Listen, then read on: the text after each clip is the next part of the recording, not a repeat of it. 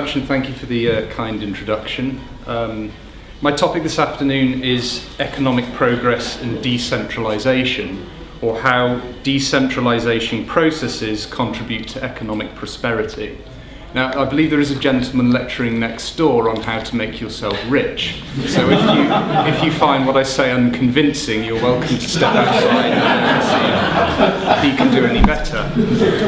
So we're going to approach this subject in three parts. First of all, we'll outline some of the necessary conditions for generating economic progress. We'll then move on to discussing the impact upon economic progress of decentralizing events, such as secessions and devolutions. And finally, we'll outline what recent decentralizing events, such as Brexit, may mean for economic progress, together with some thoughts on how what we have learnt from all of this will mean for those of us who favour free markets. Now, before we get started, if we are to discuss what is required for economic progress, then we need to define precisely what economic progress is. Economic progress has very little to do with rising GDP or any other kind of supposedly measurable statistic that you might read about in the newspaper. Rather, the simple, straightforward definition that we can all understand is that economic progress consists of the availability of an increasing number of desirable consumer goods and services per person. In other words, each of us can buy more stuff that we want. So in other words, we're each getting wealthier. So if economic progress consists of each of us having more stuff that we want and thus getting wealthier, how is it possible for us to create and acquire more of this stuff? Because most of the goods and services we enjoy do not fall out of the sky or appear by waving a magic wand, they each have to be produced, or rather they each have to be worked for.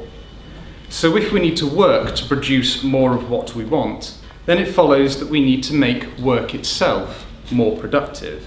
That is, we need to find ways of producing more stuff for each hour, day or week that we all work.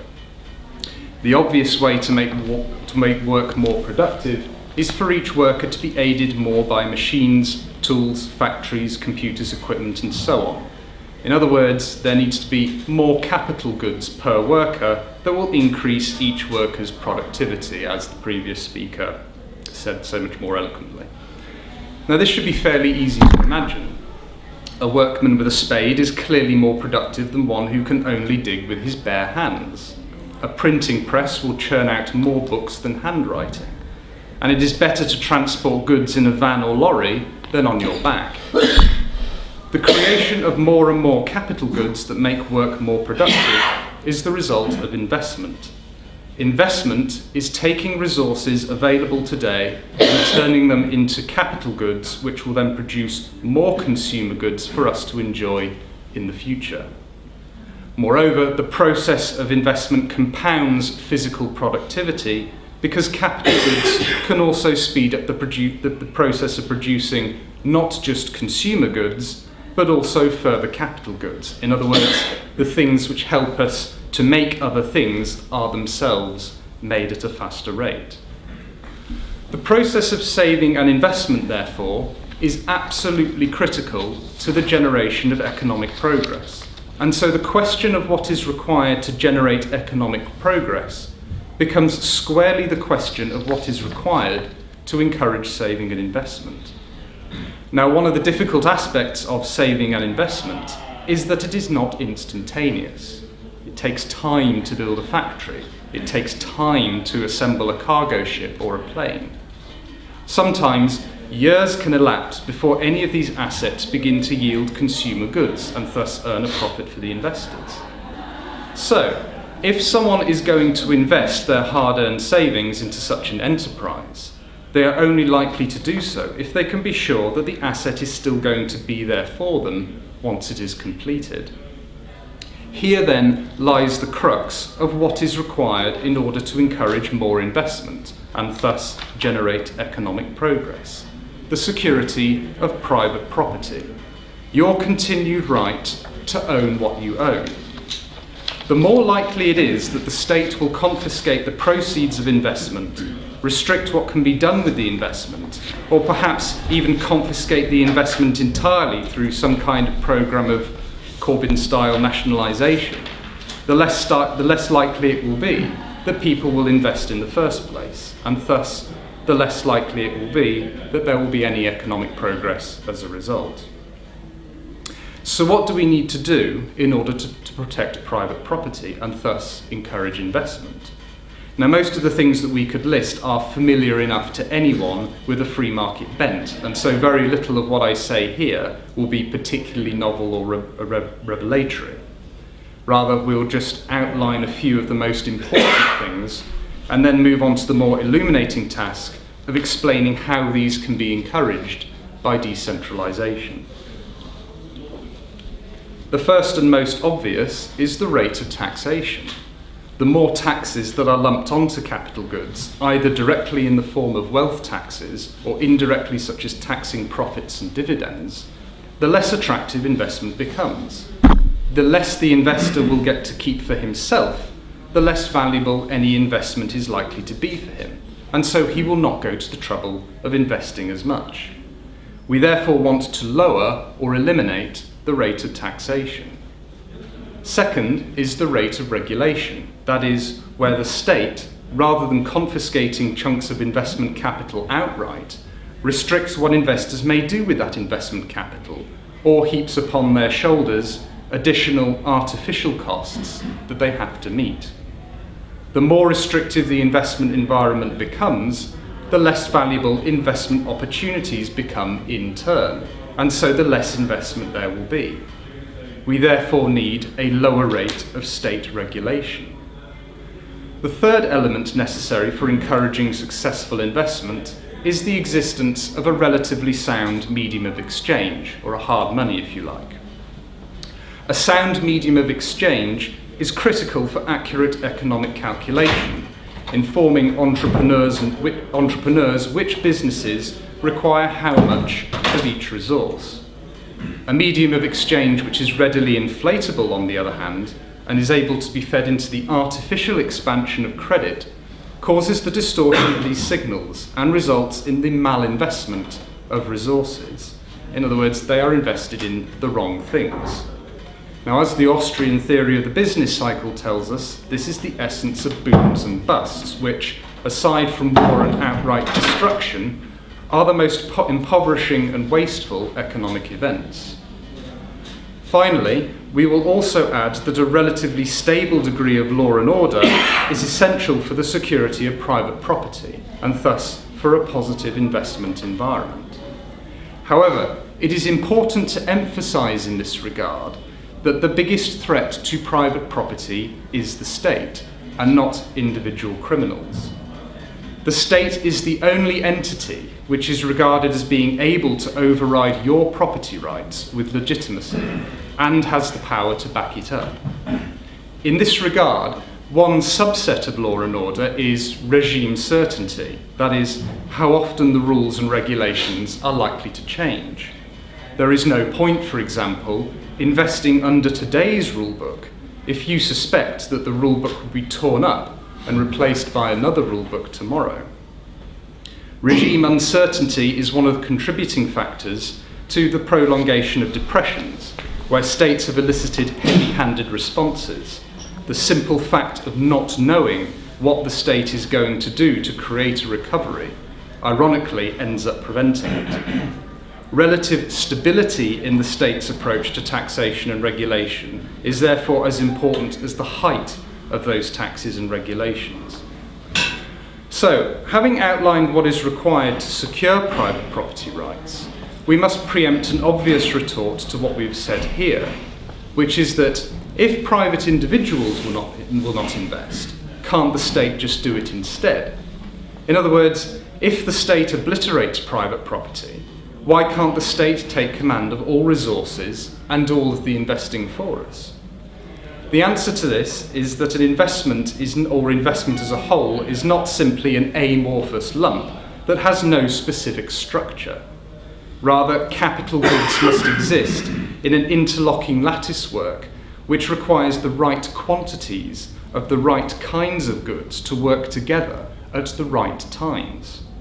If you are a lumberjack, it is no good you having chainsaws to cut down the trees if you've not also invested in vehicles to take the logs away.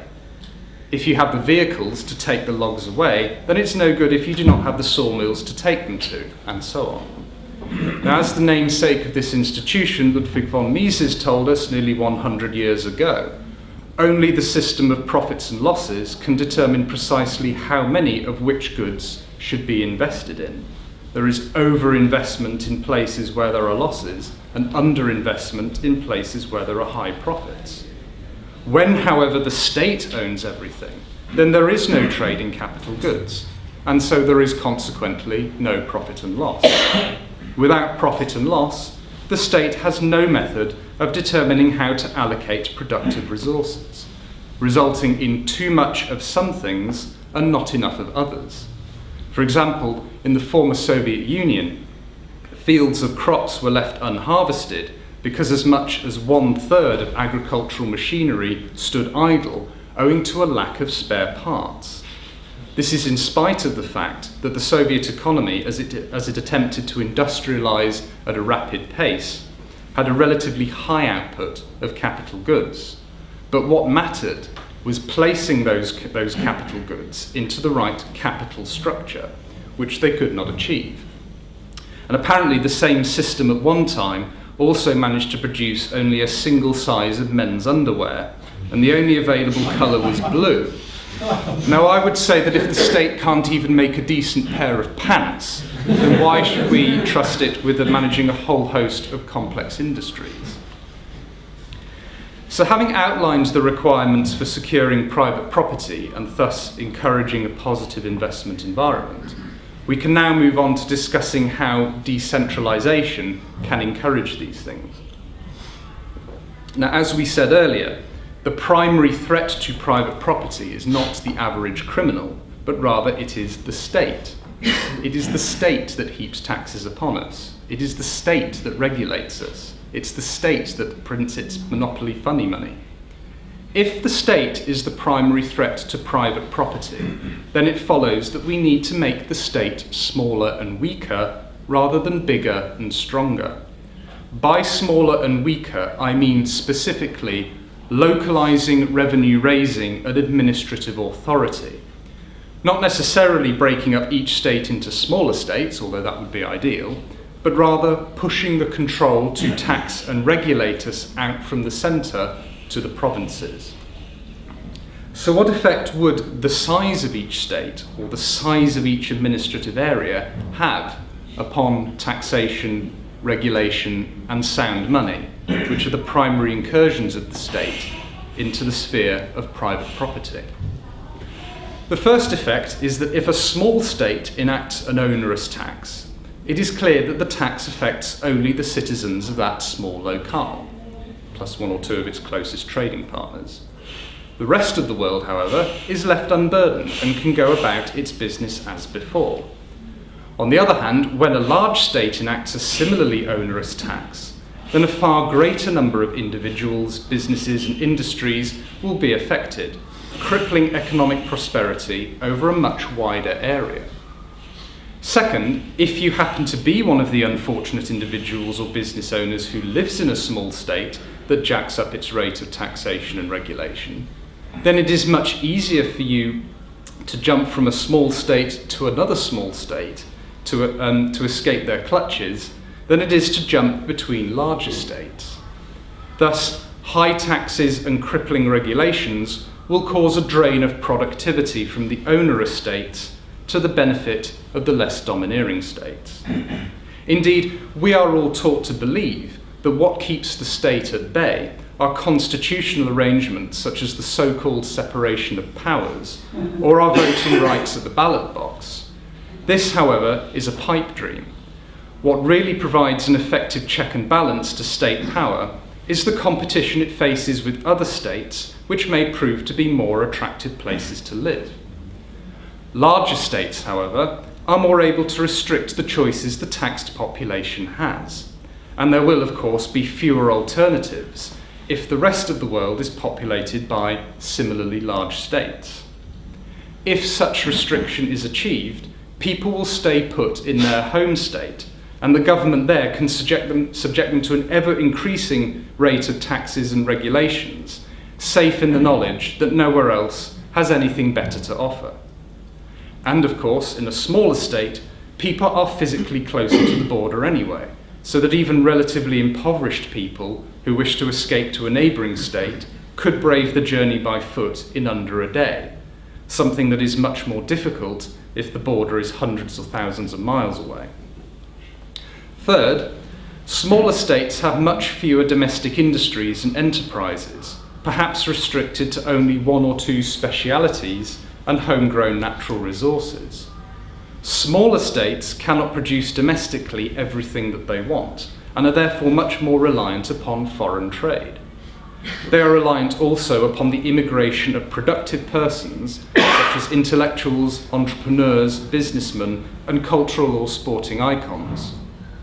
Smaller states, therefore, need to lower tariffs and border restrictions, as well as making their country an easy and attractive place to do business through reduced taxes and regulations. In short, they need to make their countries nice places to live.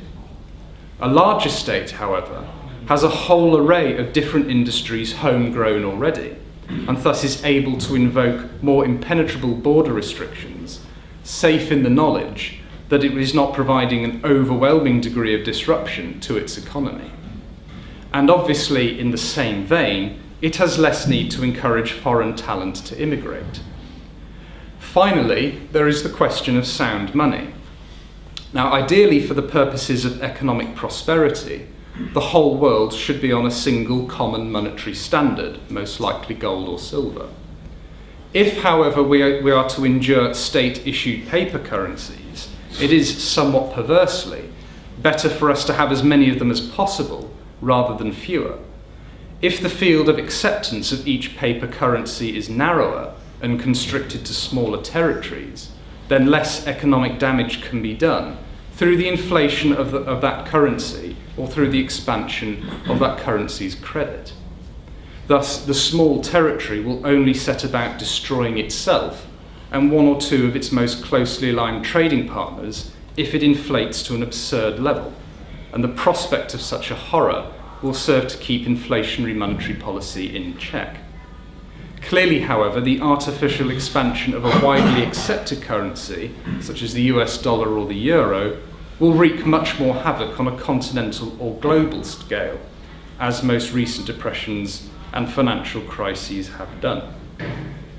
Now, it would be impossible for us during this discussion to fail to mention the great centralising project of our time, which is the European Union. The original aim of a liberal pan-European trade policy was a noble one. However, the path of greater centralisation, which is the path that the EU has trodden, is the precise opposite to the one you wish to take if you wish to encourage such a liberal trade policy.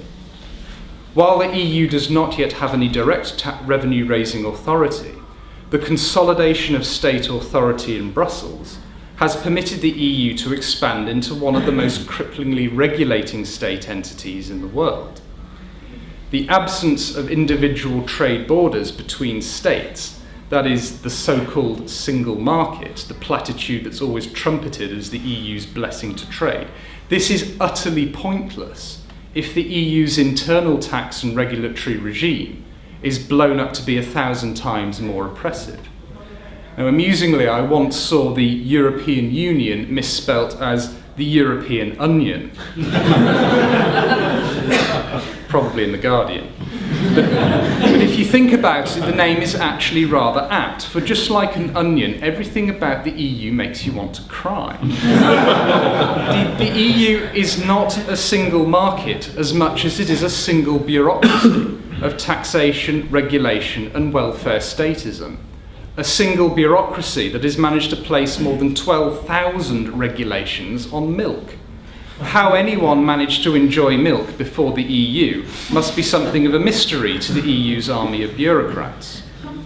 So ironically, therefore, if you want to create a genuine single market, What you really need is a patchwork quilt of as many small independent territories and jurisdictions as possible, each with relatively fleeting and minor tax or regulatory codes.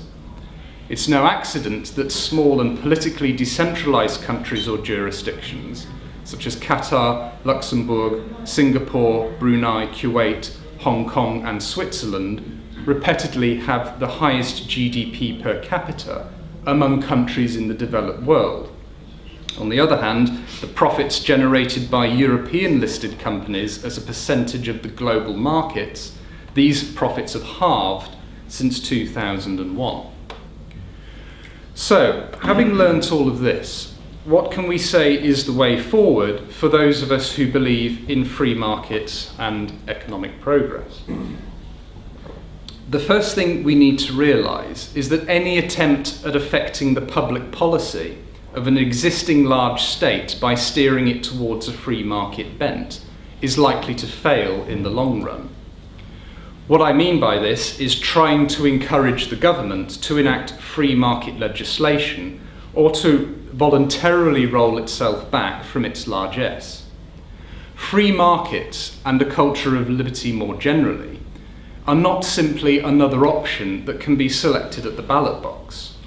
Choosing between free markets and state control is not the same as choosing between whether the government should spend more money on schools or on hospitals.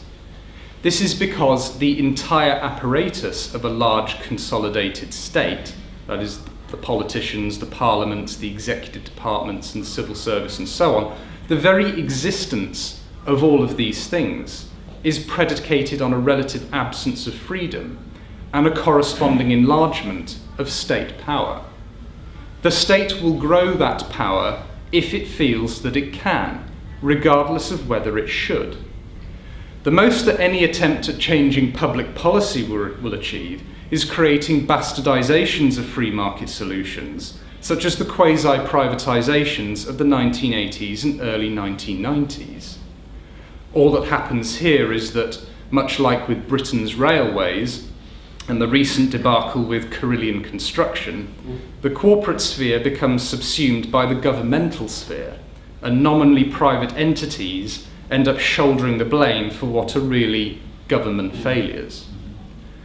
The second thing we need to do is to oppose and eliminate all interstate cooperation in areas of taxation, regulation and trade, and also where control over these areas masquerades as something else, such as defending the environment. This includes opposing all supranational bodies, such as the United Nations, the IMF, the European Union, and all intergovernmental attempts at reaching trade agreements and cracking down on so-called tax avoidance. When or if Britain leaves the European Union, the best scenario will be for it to do so with no trade deal, and to follow it up with a unilateral declaration of free trade, while slashing corporate tax rates and abolishing all existing EU regulation in British law. This would transform Britain into one of the best places in the world to do business, acting as a magnet for investment capital, which would create more jobs and more productivity that would far outweigh the effect of whatever punitive tariffs or restrictions the EU may put up in response. All trade deals are state-managed trade. They are the precise opposite of free trade, even when they have the audacity to call themselves free trade deals, which is nonsense. You only need to look at something like NAFTA, the North American Free Trade Agreement, for instance, which runs to 1,200 pages of rules and regulations to realise that it's anything but free trade. The third and final thing we should seek to do is to support all decentralising movements which propose to scatter revenue-raising and administrative authority into smaller geographical units, either by devolvement or by outright secession.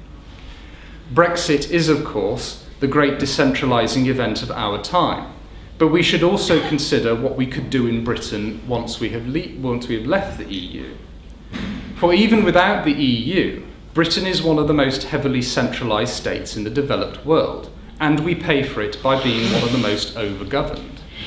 Only 5% of tax revenue is raised at the local level, with the rest of the cash coming from the centre, together with approximately 1,300 statutory regulations heaped upon local bodies by Westminster.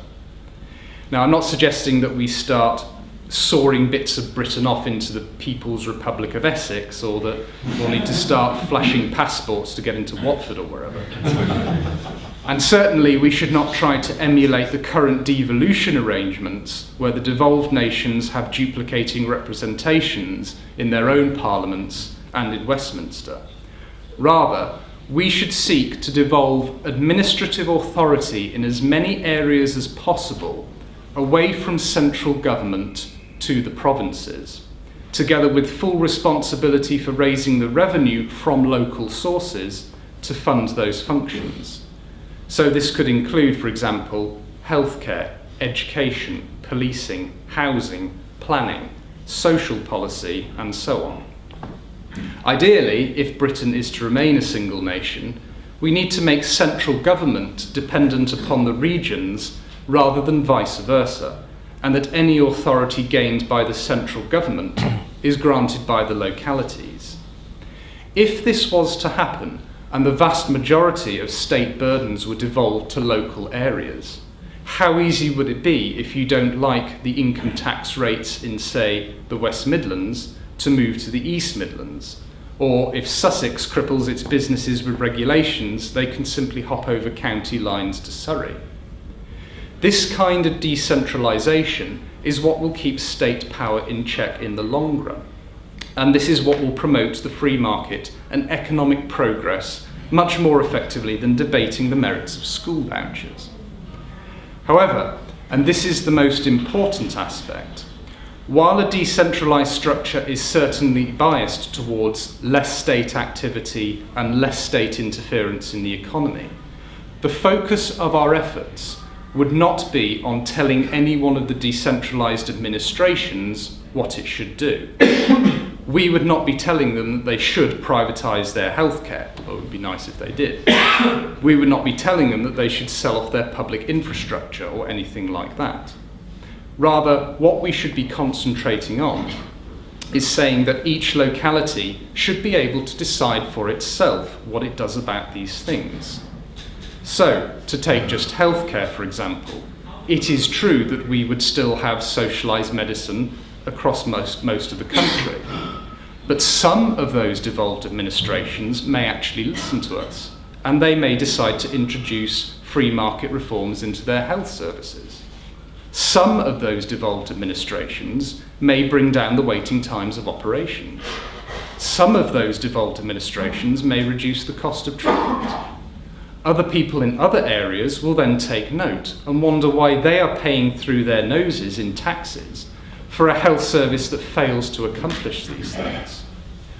So while I'm not the first to make this kind of proposal, this is a completely different strategy from what most free market groups and think tanks have advocated until now. It is, however, a far more positive and less divisive approach than attempting to impose universal, one-size-fits-all free market solutions on the whole country from central government. Attempts which, on topics such as the National Health Service, will always be met with outright hostility. Empowering people to do their own thing should be our rallying cry, and I, for one, can think of no freer market than that. Thank you very much.